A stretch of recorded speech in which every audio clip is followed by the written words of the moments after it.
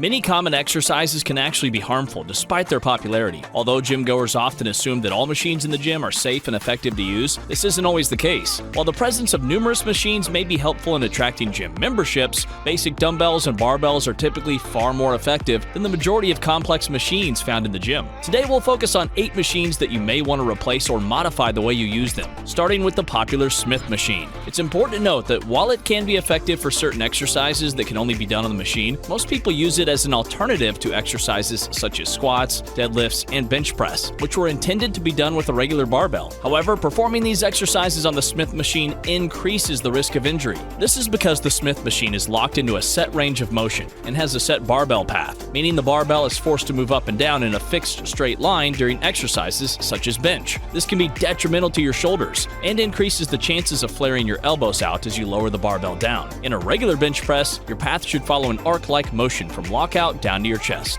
Similarly, when performing squats on a Smith machine, the bar is locked into a set range of motion, making the exercise biomechanically unnatural. Most people end up squatting by leaning back against the bar, which takes away the benefits for your core, glutes, and hamstrings. Additionally, leaning back like this using a regular barbell would cause you to fall straight back into bad positions for your joints. Using the Smith machine also decreases your stabilizer muscle activation by about 43% compared to regular barbell squats. This can lead to lazy lifting techniques and provide only a fraction of the results that you can get from doing exercises with regular barbells and dumbbells, especially in terms of functional strength. It's best to avoid the hip abduction and adduction machines, as there are more effective alternatives like squats and lunges. These machines require heavy loads to challenge the muscles, which is not a natural movement for the body. Moreover, the muscles targeted by these machines are mainly used for stabilization, rather than force output in everyday life activities. Using the hip abduction machine can lead to overworking and tightness of the TFL muscle, which can cause knee pain due to its pull on the IT band. Additionally, using heavy weights on the adductor and abductor machines can increase the risk of lower back injury. Last, it's a common misconception that these machines can reduce fat from the inner and outer thighs. Simply opening and closing your legs with added resistance won't slim down the thighs. Although you don't necessarily need to eliminate the leg press machine from your workout routine, it may be beneficial to change up the way you use it, especially if you experience lower back issues. While some people view the leg press as a safer alternative to barbell squats, this isn't always the case.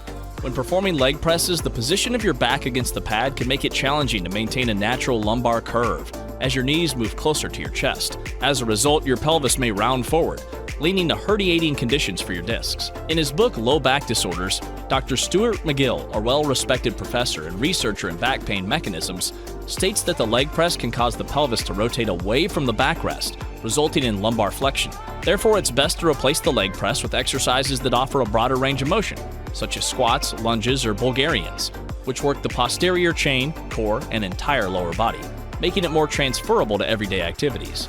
Squats, for instance, engage almost all the muscles in your body, including your stabilizer muscles, which will help you avoid falling. If you still enjoy the leg press, you can use it as a finisher after exhausting your legs with other exercises. But it's essential to only use one leg at a time while keeping the other leg down. This way your pelvis will remain locked and be prevented from rotating, making it safer for your lower back.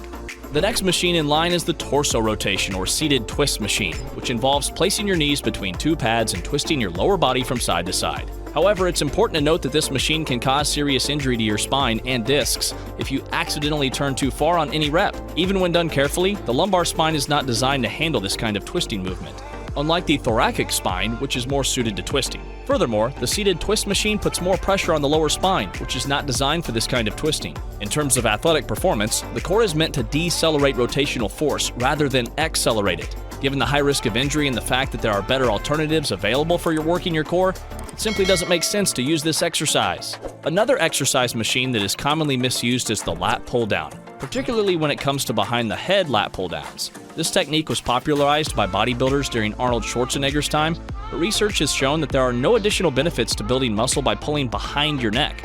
In fact, it often requires a lighter weight load because your back and shoulders are weaker in that position. Not only that, but you're at a higher risk of damaging your rotator cuff. It's best to avoid going behind the head altogether and stick to front-facing lat pull-downs and military presses for better results and lower injury risk. The seated crunch machine is another exercise that, while it targets the abs, it's not the most effective option available.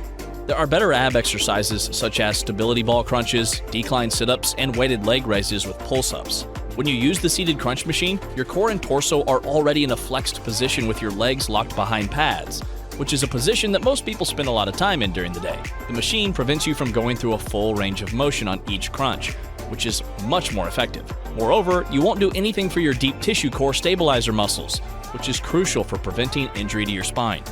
If you increase the weight load without strengthening your stabilizer muscles with other exercises, you'll significantly increase your risk of injury. Next up, I'd suggest avoiding the selectorizer chest press and shoulder press machines.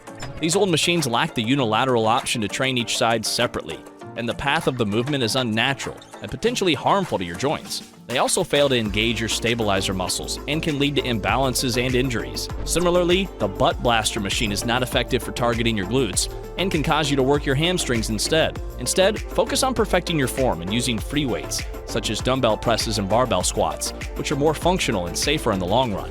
While there are other machines that are not worth your time, I believe these are the most important ones to be cautious of. It's important to remember that certain exercises might not be suitable for everyone, due to differences in limb lengths and physical attributes.